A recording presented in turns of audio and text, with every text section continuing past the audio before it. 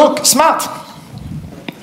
Troisième point essentiel pour vos objectifs, je vais rapidement là-dessus, c'est que votre objectif doit être atteignable. Ça peut aider.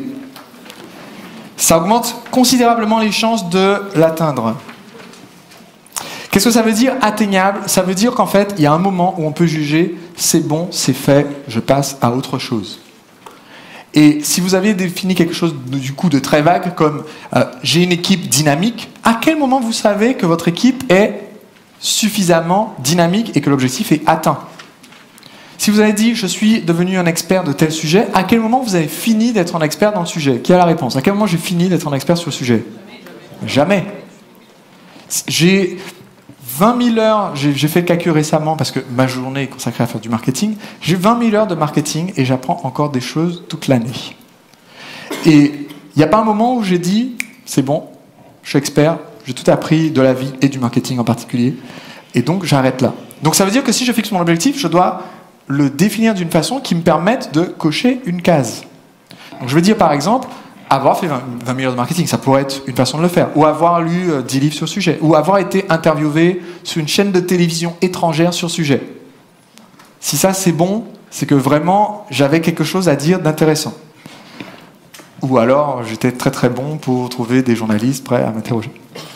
Donc, votre objectif doit être atteignable et là on va aller un petit peu plus vite sur les deux derniers points parce que c'est celui-là qui va être le plus important dans la minute que je vais vous donner. Il doit aussi être réaliste. Réaliste, ça veut dire qu'à partir des ressources qu'on a ou qu'on peut acquérir dans le temps qu'on s'est donné, on peut atteindre cet objectif. Le fait d'avoir mis l'objectif à 5 ans fait que votre objectif est instantanément, à mes yeux, réaliste. Peut-être que vous y croyez pas encore, mais moi j'y crois, à condition que vous vous mettiez à fond. Si vous y croyez pas, ça va pas se produire. Mais même si votre objectif c'était d'envoyer une première fusée privée dans l'espace en 5 ans, ça a été fait. Donc vous pouvez le faire. J'ai rencontré, comment il s'appelle, Diamandis. Et ce qui est intéressant, c'est que quand il s'est fixé son objectif d'envoyer des fusées privées dans l'espace et qu'il a lancé le grand prix où il y avait des millions de dollars à gagner pour la première personne qui pouvait envoyer les fusées dans l'espace, il n'avait pas les millions de dollars en question à gagner. Il a commencé à parler du défi, à lancer le défi, pendant qu'il cherchait le financement pour pouvoir avoir l'argent si jamais quelqu'un gagnait le défi. Donc, ne vous limitez pas en se disant, ok, réaliste, non, aujourd'hui je ne pourrais pas atteindre cet objectif, donc dans 5 ans c'est pas possible non plus. Tout le monde m'a suivi jusque-là. Le dernier point ici, c'est que votre objectif pour être smart, il doit être, et ça marche bien en anglais, mais en français ça marche moins bien, mais le T, c'est pour le temps. Donc je traduis par temporel. C'est-à-dire que il faut avoir défini quand est-ce qu'on va avoir atteint cet objectif. Donc je vais vous laisser juste quelques instants là pour vérifier que votre objectif est atteignable. En général, si vous avez déjà fait spécifique et mesurable, il va correspondre à ça, parce que vous allez pouvoir dire c'est bon, je coche la case. Mais s'il reste encore tellement flou qu'on ne peut pas dire j'ai atteint cet objectif, comme je suis devenu un expert, mon livre s'est bien vendu, d'accord? Faites une petite modification pour qu'on puisse dire, en vous regardant de l'extérieur, c'est bon, c'est atteint. Je vous donne un instant pour le faire. On va demander juste de clarifier rapidement la différence entre atteignable et réaliste.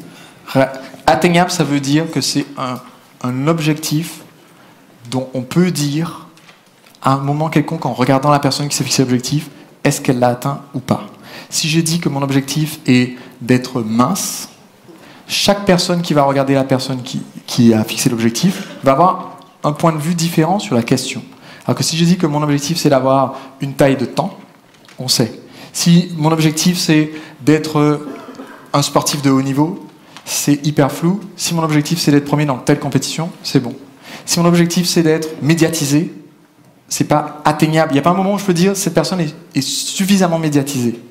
Sauf si j'ai dit je veux être intervenu sur au moins une chaîne de télé, une radio et un journal. Là, on peut regarder et dire c'est bon, c'est fait, ou il y a encore du travail à faire.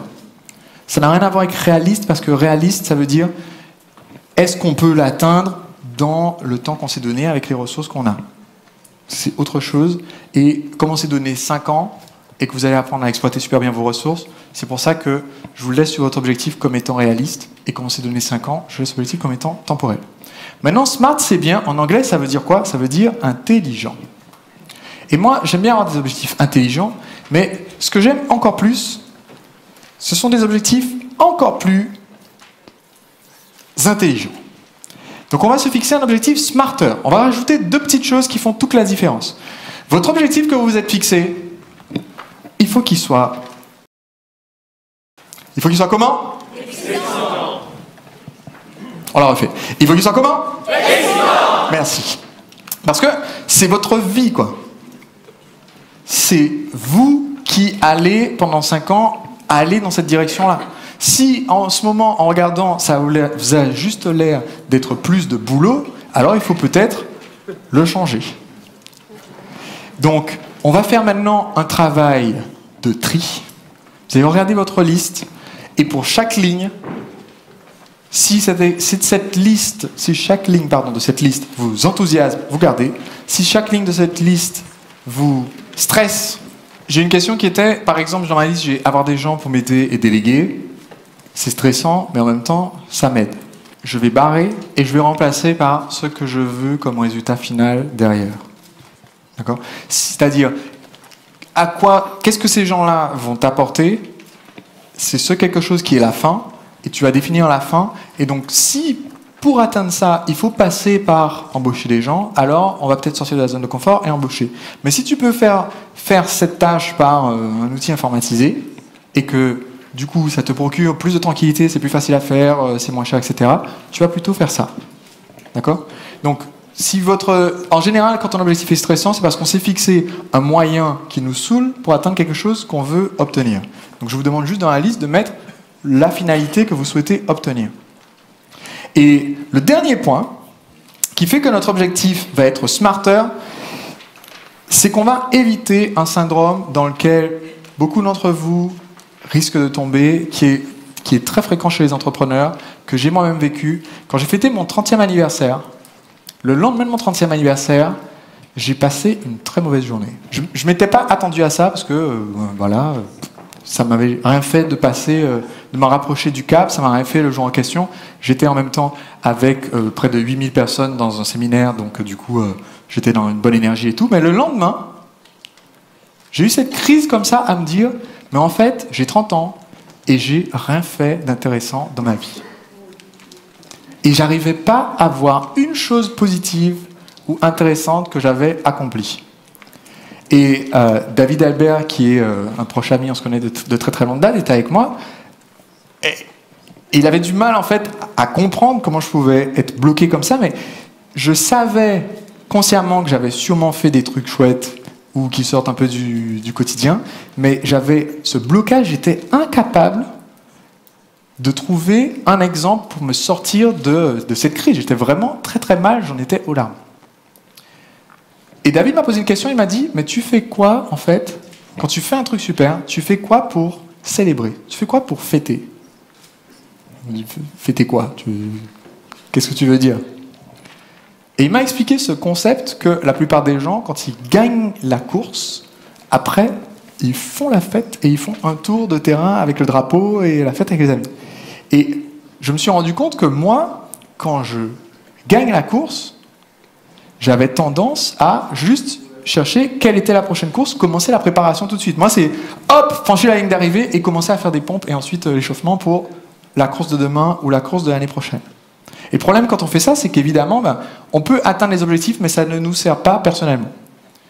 Et du coup, au bout d'un moment, ça finit par saper la motivation qu'on peut avoir à atteindre les objectifs. Et là, on commence à avoir une courbe qui peut redescendre parce que la motivation n'est plus là, le feu sacré n'est plus là, donc on atteint moins d'objectifs, donc on est moins motivé, donc on ne célèbre pas quand on est à 50% de l'objectif, donc on a la prochaine fois 40% de l'objectif, et ainsi de suite. Et donc, j'ai commencé à faire une petite enquête auprès des gens les plus heureux que je connaissais pour leur demander, mais en fait, vous faites quoi quand vous atteignez votre objectif? Et j'ai découvert que tous ces gens-là célèbrent. Et ils ne célèbrent pas que les grands objectifs, mais ils célèbrent aussi les petites choses. Et c'est ce que j'ai commencé à implémenter dans ma vie à ce moment-là, et qui a changé les choses. Moi, la dernière année qui vient de s'écouler depuis l'année Entrepreneur Libre n'a rien à voir avec aucune des 30 années que j'ai eues avant. Et cet objectif, pour qu'il soit smarter, ce qu'il faut, c'est qu'il soit récompensé. C'est-à-dire qu'on fasse la fête, une fois qu'on l'a atteint, qu'on fasse même la fête pendant qu'on est en train de se diriger vers cet objectif. Et donc du coup, ça m'amène à vous poser la question, quelle est la récompense pour les objectifs que vous avez fixés? Si vous avez fixé des choses matérielles, par exemple, je veux un bateau, qu'est-ce que ça va vous apporter, ce bateau? Il y en a qui disent, je veux un bateau parce que je vais pouvoir emmener ma famille en croisière, j'ai toujours rêvé de faire une croisière. En fait, l'objectif, c'est d'emmener ma famille en croisière sur le bateau. Est-ce que vous me suivez jusque-là? C'est ce qui va nous donner la récompense. Le bateau, vous pourriez l'avoir, il pourrait être échoué à quai. D'ailleurs, on a eu ce problème hier, parce que notre dîner devait être sur un bateau, sur la Seine, et qu'au final, la Seine était plus haut que le bateau. Donc du coup, on a changé d'endroit. Voilà, vous pourriez avoir le bateau sans que ça vous apporte la satisfaction, et dans ce cas-là, le travail fait pour atteindre l'objectif ne valait pas le coup de s'investir autant. Donc, juste dans votre liste, si vous pouvez rajouter 2 ou 3 choses positives, motivantes, enthousiasmantes, que vous allez pouvoir vous offrir, que vous allez pouvoir vivre comme expérience, pour vous récompenser d'avoir atteint cet objectif, ou du fait d'avoir atteint cet objectif. Est-ce que ça doit être précis ou flou? Le plus précis c'est, le mieux c'est. Tu vois, donc, il peut s'arriver des choses en plus dans notre vie ou des choses en moins. Si la récompense, ça peut être de mettre un costume de poussin jaune et le dire au revoir, président, au revoir. D'accord? Mais c'est précis, je vais pouvoir enfin dire à un telle chose, qui peut être je fais, je me lance, oui, ou qui peut être ciao. Faites-le maintenant, décidez de la récompense.